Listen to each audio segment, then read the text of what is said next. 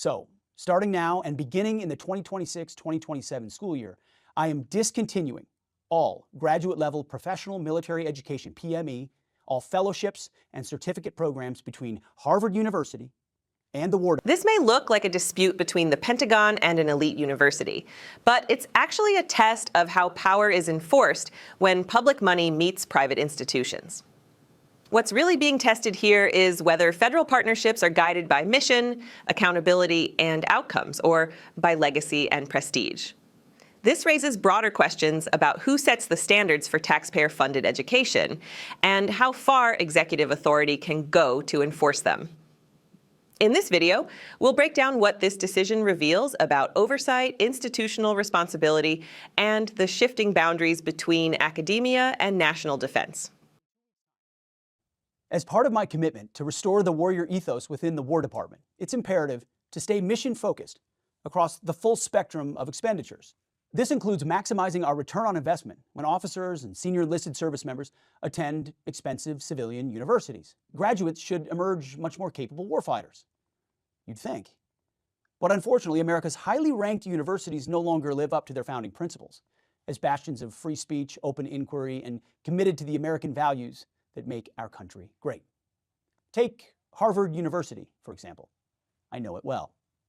Our military has had a rich tradition with Harvard throughout American history. In 1775, you probably didn't know this, General George Washington took command of the Continental Army in Harvard Yard and used the university as a military base. From that time through the Korean War, military service was commonplace at Harvard. There are more recipients of our nation's Medal of Honor who went to Harvard than any other civilian institution in the United States. But today, this university with such a unique history, which receives billions of our federal tax dollars, is one of the red-hot centers of hate America activism. Too many faculty members openly loathe our military. They cast our armed forces in a negative light and squelch anyone who challenges their leftist political leanings, all while charging enormous tuition. It's not worth it. They've replaced open inquiry and honest debate with rigid orthodoxy. In our line of work, ideological automatons are useless. We need leaders who can wrestle with multiple viewpoints, professionals who can think critically and independently to solve important questions. Even more troubling is Harvard's partnership with our adversaries. Campus research programs have partnered with the Chinese Communist Party. University leadership encouraged a campus environment that celebrated Hamas, allowed attacks on Jews, and still promotes discrimination based on race in violation of Supreme Court decisions. DEI was literally founded at Harvard. Thankfully, President Trump understands this and has moved to end these abuses. He called out Harvard for being a factory of woke ideology and a breeding ground for anti-American radicals. His administration reminded Harvard leadership that it's the responsibility of the federal government to ensure that all recipients are responsible stewards of taxpayer funds. Last year, the Trump administration put Harvard on notice. Quote, Harvard has fundamentally failed to protect American students and faculty from anti-Semitic violence and harassment in addition to other alleged violations of the Civil Rights Act of 1964, end quote. Why should the War Department support an environment that's destructive to our nation and the principles that the vast majority of Americans hold dear? The answer to that question is that we should not, and we will not. For too long, this department has sent our best and brightest officers to Harvard, hoping the university would better understand and appreciate our warrior class. Instead, too many of our officers came back looking too much like Harvard, heads full of globalist and radical ideologies that do not improve our fighting ranks. So, starting now and beginning in the 2026-2027 school year, I am discontinuing all graduate-level professional military education, PME, all fellowships and certificate programs between Harvard University and the War Department for active duty service members. This policy applies to service members enrolling in future courses of study at Harvard University while on active duty. Now, any currently enrolled service members will be allowed to finish their course of study. With some exceptions, the Ivy League as a whole has pervasive institutional bias and a lack of viewpoint diversity, including the coddling of toxic ideologies that undercuts our mission right here in this building.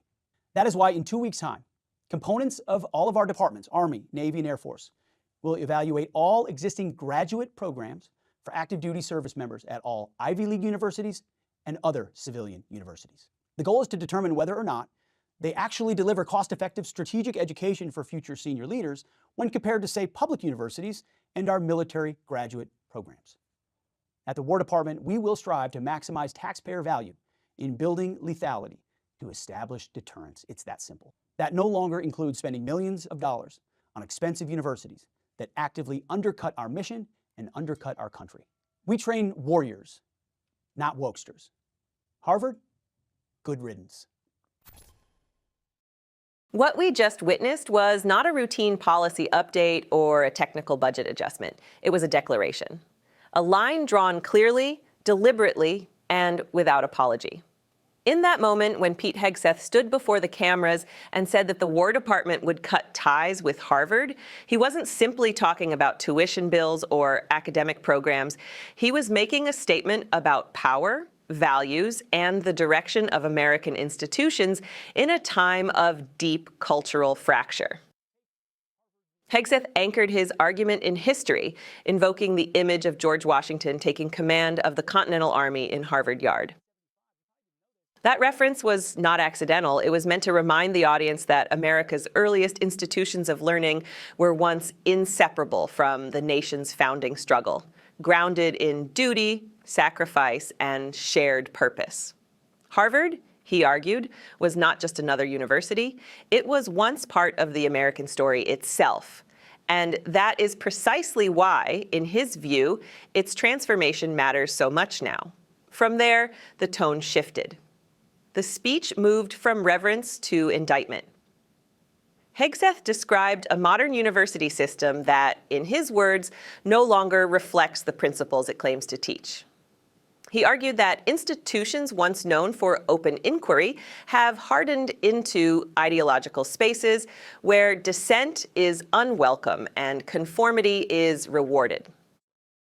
For a department tasked with preparing leaders for the gravest responsibilities of the state, he framed this as more than an academic concern. He framed it as a strategic risk. At the center of his argument was a question of return on investment. When taxpayer dollars are used to send officers and senior service members to elite civilian universities, what does the nation receive in return? Hegseth's answer was blunt. He suggested that instead of sharpening judgment and expanding strategic thinking, these programs too often produce leaders shaped by rigid worldviews that clash with the mission of national defense.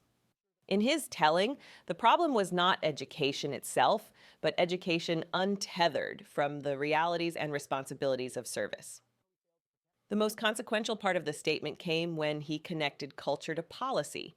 He cited concerns about partnerships with foreign actors, campus climates that tolerate hostility, and continued use of frameworks that, according to him, conflict with recent Supreme Court rulings. By doing so, he framed the decision not as ideological retaliation, but as institutional accountability.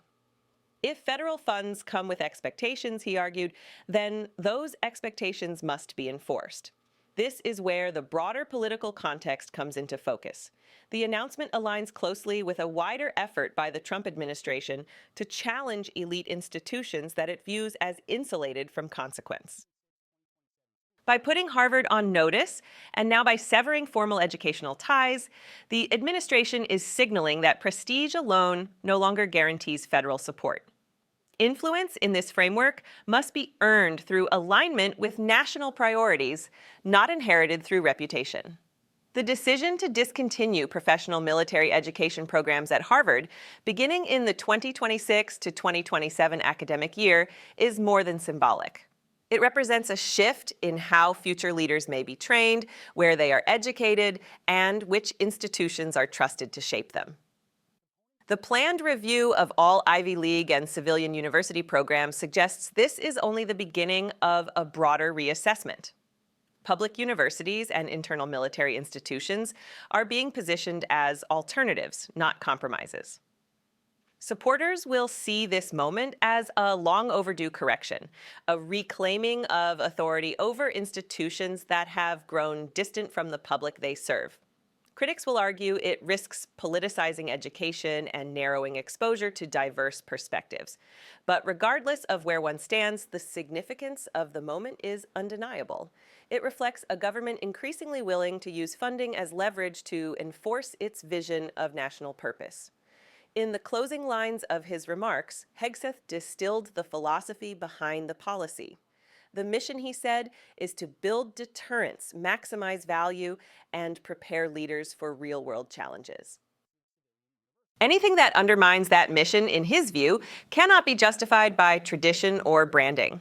It was a stark, uncompromising conclusion, designed to leave no ambiguity about intent.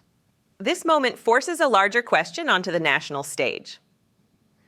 What should the relationship be between elite institutions and the public they rely on? Who decides whether education serves the nation, and by what standards? And in an era of polarization, can any institution remain truly neutral while receiving public support? These are not abstract debates. They shape policy, budgets, and the future of leadership in America. What happened here was not just about Harvard, it was about accountability, authority, and the struggle to define American values in a divided age. Watch closely. These decisions do not exist in isolation. They ripple outward, influencing how power is exercised and how trust is granted.